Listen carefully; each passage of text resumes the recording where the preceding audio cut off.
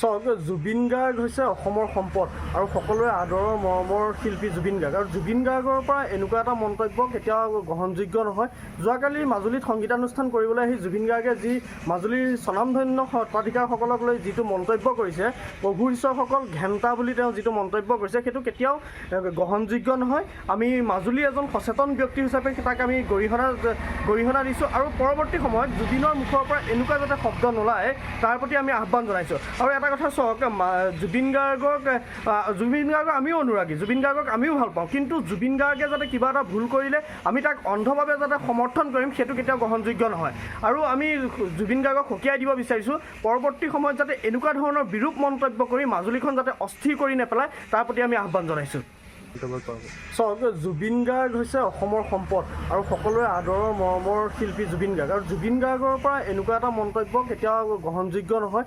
যোৱাকালি মাজুলীত সংগীতানুষ্ঠান কৰিবলৈ আহি জুবিন গাৰ্গে যি মাজুলীৰ স্বনামধন্য সত্ৰাধিকাৰসকলক লৈ যিটো মন্তব্য কৰিছে, প্ৰভু ঈশ্বৰৰ ঘেণ্টা বুলি তেওঁ যিটো মন্তব্য কৰিছে, সেইটো কেতিয়াও গ্ৰহণযোগ্য নহয়। আমি মাজুলী এজন সচেতন ব্যক্তি হিচাপে তাক আমি গৰিহণা দিছোঁ আৰু পৰৱৰ্তী সময়ত জুবিনৰ মুখৰ পৰা এনেকুৱা যাতে শব্দ নোলায় তাৰ প্ৰতি আমি আহ্বান জনাইছোঁ। আৰু এটা কথা চাওক, জুবিন গাৰ্গক আমিও অনুৰাগী, জুবিন গাৰ্গক আমিও ভাল পাওঁ, কিন্তু জুবিন গাৰ্গে যাতে কিবা এটা ভুল কৰিলে আমি তাক অন্ধভাৱে যাতে সমৰ্থন কৰিম সেইটো কেতিয়াও গ্ৰহণযোগ্য নহয়।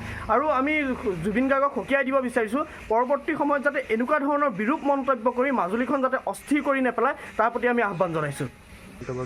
চাওক, জুবিন গাৰ্গ হৈছে অসমৰ সম্পদ আৰু সকলোৰে আদৰৰ মৰমৰ শিল্পী জুবিন গাৰ্গ। আৰু জুবিন গাৰ্গৰ পৰা এনেকুৱা এটা মন্তব্য কেতিয়াও গ্ৰহণযোগ্য নহয়। যোৱাকালি মাজুলীত সংগীতানুষ্ঠান কৰিবলৈ আহি জুবিন গাৰ্গে যি মাজুলীৰ স্বনামধন্য সত্ৰাধিকাৰসকলক লৈ যিটো মন্তব্য কৰিছে, প্ৰভু ঈশ্বৰৰ ঘেণ্টা বুলি তেওঁ যিটো মন্তব্য কৰিছে, সেইটো কেতিয়াও গ্ৰহণযোগ্য নহয়। আমি মাজুলী এজন সচেতন ব্যক্তি হিচাপে তাক আমি গৰিহণা দিছোঁ আৰু পৰৱৰ্তী সময়ত জুবিনৰ মুখৰ পৰা এনেকুৱা যাতে শব্দ নোলায় তাৰ প্ৰতি আমি আহ্বান জনাইছোঁ। আৰু এটা কথা চাওক, জুবিন গাৰ্গক আমিও অনুৰাগী, জুবিন গাৰ্গক আমিও ভাল পাওঁ, কিন্তু জুবিন গাৰ্গে যাতে কিবা এটা ভুল কৰিলে আমি তাক অন্ধভাৱে যাতে সমৰ্থন কৰিম সেইটো কেতিয়াও গ্ৰহণযোগ্য নহয়। আৰু আমি জুবিন গাৰ্গক সকীয়াই দিব বিচাৰিছোঁ, পৰৱৰ্তী সময়ত যাতে এনেকুৱা ধৰণৰ বিৰূপ মন্তব্য কৰি মাজুলীখন যাতে অস্থিৰ কৰি নেপেলায় তাৰ প্ৰতি আমি আহ্বান জনাইছোঁ। চাওক, জুবিন গাৰ্গ হৈছে অসমৰ সম্পদ আৰু সকলোৰে আদৰৰ মৰমৰ শিল্পী জুবিন গাৰ্গ। আৰু জুবিন গাৰ্গৰ পৰা এনেকুৱা এটা মন্তব্য কেতিয়াও গ্ৰহণযোগ্য নহয়।